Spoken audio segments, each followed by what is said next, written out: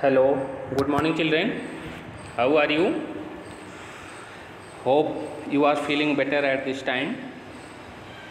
Children, today I am starting your new chapter, which is chapter number 2, The Old Man and the Sea.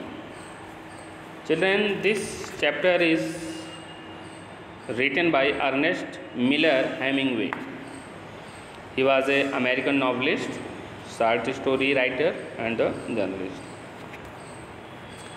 Children, इसमें हम पढ़ेंगे. Today we will read in this chapter about a old fisherman and about his fishing journey. चलिए देखते हैं इसमें. The Old man, बूढ़ा आदमी, and the सी. ये जो द ओल्ड मैन का मतलब क्या होता है? ये जो एजड मैन है, बूढ़ा आदमी है, एंड द सी, समुद्र जो है, टेल्स द स्टोरी. यह जो है टेल्स द स्टोरी एक ऐसी कहानी के बारे में बताते हैं of a battle between an aging experience fisherman. एक जो है एजिंग मतलब काफ़ी उम्र वाला आदमी, एजिंग अनुभवी जो है फिशरमैन है, मछुआरा है, जिसका नाम क्या है? Santiago, and a large marlin fish. एक बड़ी जो है हाई प्राइज्ड फिश है जो कि जिसका नाम क्या है? मार्लिन है. इन दोनों के बीच में जो है एक बैटल होता है. तो ये जो The Old Man and the Sea story है, यह उसी की कहानी को क्या कर रही है? डिस्क्राइब कर रही, बता रही. The story opens with Santiago. कहानी की ओपनिंग जो होती है विद सैंटियागो से होती है. हैविंग गॉन 84 डेज, जो 84 डेज तक रहा क्या? Without catching a fish. मतलब 84 डेज तक उसे एक भी मछली जो है वो नहीं पकड़ पाए. तो चलन आगे डिस्कस करते हैं. इट वॉज 84 डेज हो गए थे सिंस सैंटियागो हैड काट ए फिश. सैंटियागो को एक मछली पकड़े हुए कितने दिन हो गए थे? 84 डेज हो गए. He had really been unlucky. He had really, वह वास्तव में, बीन अनलकी मतलब क्या था? अभागा था. वह वास्तव में अभागा था. सो अनलकी, इतना अभागा था, ही वह that he was now being regarded as salao, कि उसे जो है अब सैलो नाम से क्या किया जाने लगा? माना जाने, उससे सैलो माना जाने लगा. सैलो होता है क्या है? वरस्ट फॉर्म ऑफ अनलकीनेस, मतलब दुर्भाग्य, यानी जो अभाग्य होता है उसका सबसे वरस्ट फॉर्म है, सबसे खराब फॉर्म होता है. उसे क्या बोलते हैं? सालो बोलते हैं.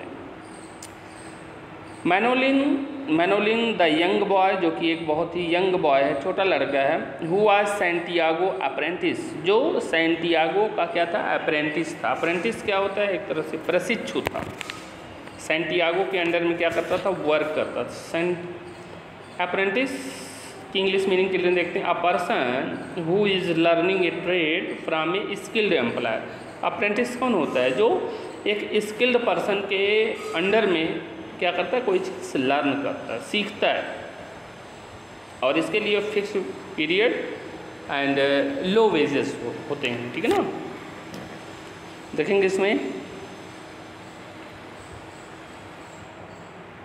Apprentice. He had been forbidden, उसे क्या किया गया था? बाय हिज पेरेंट्स, उसके पेरेंट्स द्वारा, उसके माता पिता द्वारा उसे क्या किया गया था? मना किया गया था.